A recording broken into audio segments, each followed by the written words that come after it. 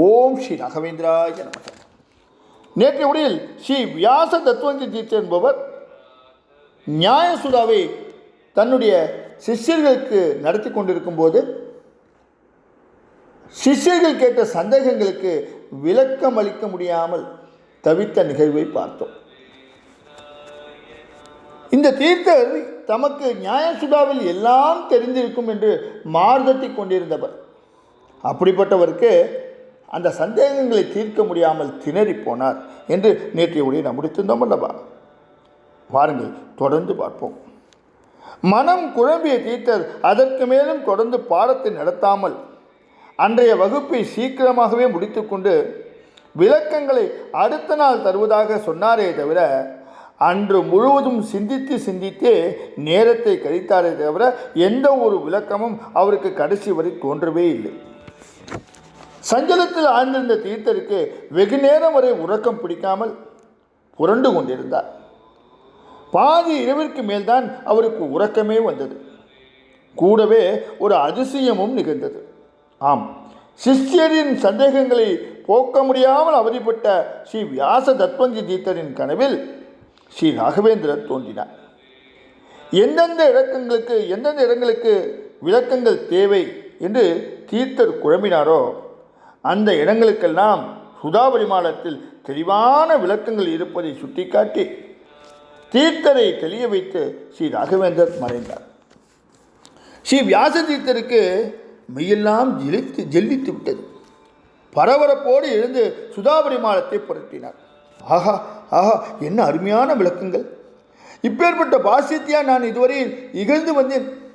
என்னே என் மடமை குரு ராகவேந்திரா, நின்னை இகழ்ந்த என் மீது இவ்வளவு கருணை பூண்டாயே! ஆஹா, என்னே என் பாக்கியம்! என் ஜென்ம சாபல்யம் பெற்றது.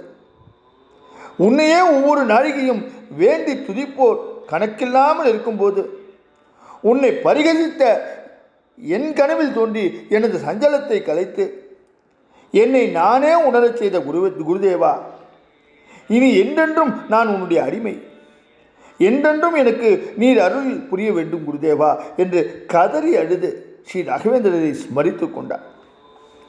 அடுத்த நாள் காலையில் தனக்கு முந்தைய இரவில் ஏற்பட்ட ஆத்மானுபவத்தை கூறி சந்தேகங்களுக்கான விளக்கங்களையும் சுதாபரிமாலத்திலிருந்து சிஷ்யர்களுக்கு விளக்கியதும் ஸ்ரீ ராகவேந்திரன் கருணையையும் மகிமையையும் அனைவரும் போட்டி துதித்தார்கள்.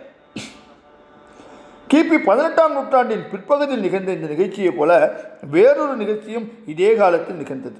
அதாவது ஸ்ரீ ஜெகநாத தாசர் என்பவர் ஒரு தத்துவ ஞானி, இசையில் அதிக புலமை பெற்றவர், கீர்த்தனைகள் புனைவதில் சிறந்து விளங்கினார். இவர் ஸ்ரீ ராகவேந்திரரை தரிசிக்கும் பொருட்டு மந்திராலயத்துக்கு வந்திருந்தார். குருராஜரின் பிருந்தாவனத்தை தரிசித்ததிலிருந்து மந்திராலயத்தை விட்டு செல்லவே தாசருக்கு மனம் வரவில்லை. ஸ்ரீசுவாமிகளை ஆத்மார்த்தமாக வேண்டி தொழுதார். அதன் பலனாக ஒரு சில நாட்களில் தாசரின் முன் ஸ்ரீ ராகவேந்தர் பிரத்யட்சமானார். உளம் நெகிழ்ந்த தாசர் ஸ்ரீசுவாமிகள் மேல் அருமையான கீர்த்தனைகளை புனைய ஆரம்பித்தார். ஸ்ரீ ஜெகநாததாசர் சதா சர்வ காலமும் ஸ்ரீ ராகவேந்திரரை ஸ்மரிப்பதிலும் கீர்த்தனைகளை ஏற்றுவதிலும் ஸ்ரீசுவாமிகளை தரிசிப்பதிலும் மனதை ஈடுபடுத்திக் கொண்டிருந்தார். இப்படியாக இருந்த ஜெகநாததாசர் தனக்கும் சுவாமிகளுக்கும் உள்ள நெருக்கத்தை அனைவரும் அறிந்து கொள்ள வேண்டும் என விரும்பினார். அதன்படி தான் நினைத்தால் தனக்கு ஸ்ரீ ராகவேந்திரர் ஓடி வந்து காட்சியளிப்பார் என்று பொருள்பட சிலரிடம் சொல்ல ஆரம்பித்தார். அவ்வளவுதான். அன்றிலிருந்து ஸ்ரீ ஜெகநாததாசருக்கு காட்சி அளிப்பதை ஸ்ரீ ராகவேந்திரர் நிறுத்தி கொண்டார். தாசர் மனம் துவண்டார், பேதலித்தார். குரு ராகவேந்திரா, என்னுடைய பிழையை பொறுத்தருள் என்று என்னை மன்னித்து மீண்டும் முன்னை போல எனக்கு காட்சி தந்து அருள்பாலிக்க வேண்டும் என்று குலுங்கி அழுதார். யாகே மூக நதியோ குருவே என்று உள்ளம் உருக்கும் வண்ணம் குருராஜனிடம் மனமுருகி பாடினார் ஸ்ரீ ஜெகநாததாசர். பின்னர் தாசரின் மேல் கருணை பூண்டு மீண்டும் அவர் கனவில் தோன்றி அருள்பாலித்தார் ஸ்ரீ ராகவேந்திரர். இப்போது பார்த்தோம் அல்லவா, 2 நிகழ்ச்சிகளிலும் ஸ்ரீ ராகவேந்திரர் காட்சி அளிக்கின்றார். ஒன்றுக்கொன்று எவ்வளவு வித்தியாசமானவை பார்த்தீர்களா?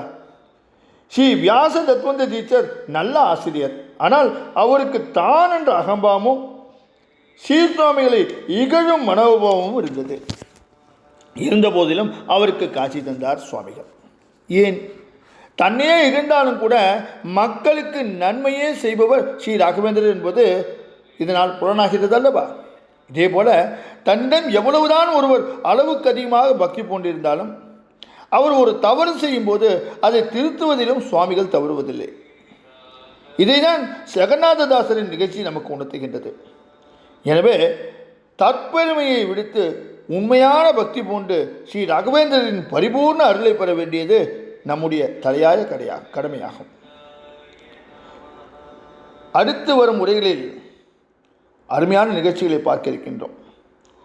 ஆங்கிலேய அதிகாரியான தாமஸ் மொன்ரோவுக்கு பிருந்தாவனத்திலிருந்து காட்சி தந்து பேசிய அற்புத நிகழ்ச்சியை அரசாங்க கஜெட்டின் ஆதாரத்தோடு நாம் பார்க்க இருக்கின்றோம். இன்று பிரிந்து நாளை சந்திப்போமா? ஓம் ஸ்ரீ ராகவேந்திராய நமக. ஓம் ஸ்ரீ ராகவேந்திராய நமக. ஓம் ஸ்ரீ ராகவேந்திராய நமக.